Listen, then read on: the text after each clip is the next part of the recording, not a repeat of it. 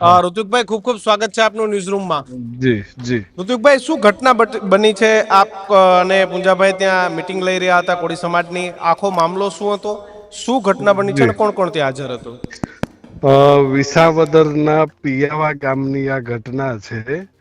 જી પિયાવા ગામે કોળી સમાજના આગેવાનો અને કોળી સમાજના મતદારો સાથે મોટી સંખ્યા મીટિંગ જેવું હતું અને એની અંદર મોટા ભાગે અમારી વાતો પૂરી થઈ ચૂકી હતી. જી જેવા પુંજાભાઈ વંશ બોલવા માટે ઉભા થયા અને એમણે કોળી સમાજની સ્થિતિ અને કોળી સમાજને ભાજપ સાથે કેવી રીતે અન્યાય કરે છે એ બધી વાતો શરૂ કરી. જી એની સાથે જ તે બહારની સાઈડમાં દૂરથી કોઈએ પથ્થરમારો શરૂ કરી દીધો જી અને પથ્થરના કેટલાક ટુકડાઓ છે, કેટલાક લોકોને વાગ્યા પણ છે. માથા એક બે લોકોના ફૂટી ગયાનું પેલું જાનમાં છે. અને પછી તો તરત જ અફરાતફરી મચી ગઈ અને મીટિંગ છે એ ખોરવાઈ ગઈ.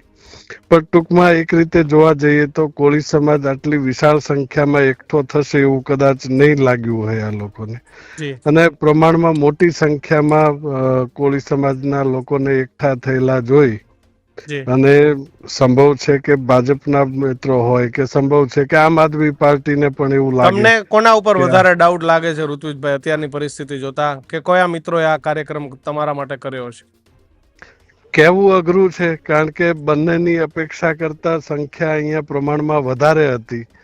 એટલે એમને એવું લાગ્યું હોય કે વિસાવદરની સીટ ઉપર નિર્ણાયક મતદારો છે કોળી સમાજના મતદારો છે. જી લગભગ 30,000 જેટલા મતદારો છે. જી અને જે પદ્ધતિથી મોટી સંખ્યામાં લોકો અહીંયા ઉમટ્યા હતા એ જોતા એવું લાગે કે કોળી સમાજ જો આ કોંગ્રેસની વાતમાં આવી જશે અથવા કોંગ્રેસની સાથે જશે તો પરિણામમાં કઈ પેલું લાગતું હોય એવા કારણોસર માત્ર ને માત્ર રાજકીય કારણોસર કરવામાં આવ્યું હોય એ પ્રકારનું લાગે છે.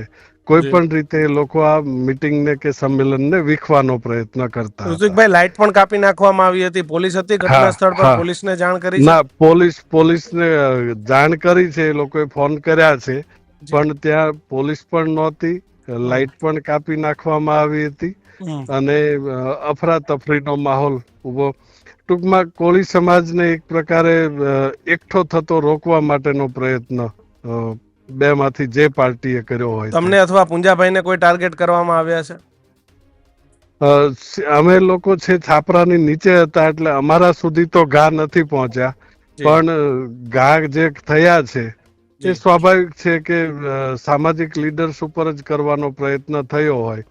પણ અમે છે એક છતની નીચે હતા એટલે ખુલ્લા મેદાનમાં જે લોકો બેઠા હતા છત સાથે ટકરાઈને પથ્થરો છે એમને લાગ્યા હતા અને પ્રમાણમાં શું માંગ મોટા કરશો? પથ્થરો હતા. રાજ્ય સરકાર પાસે શું માંગ કરશો જ્યારે ચૂંટણી ચાલી રહી છે? ખરેખર તો રાજ્ય સરકાર પાસે શું માંગ કરવી, આમાં તમે મને સમજાવો.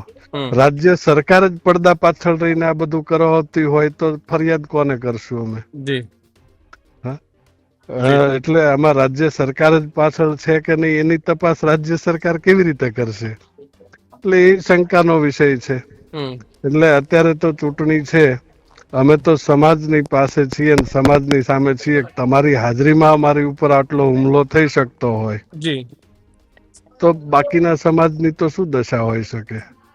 બિલકુલ બિલકુલ. જી ઋતિકભાઈ, ખૂબ ખૂબ આભાર જોડાવા બદલ. જી.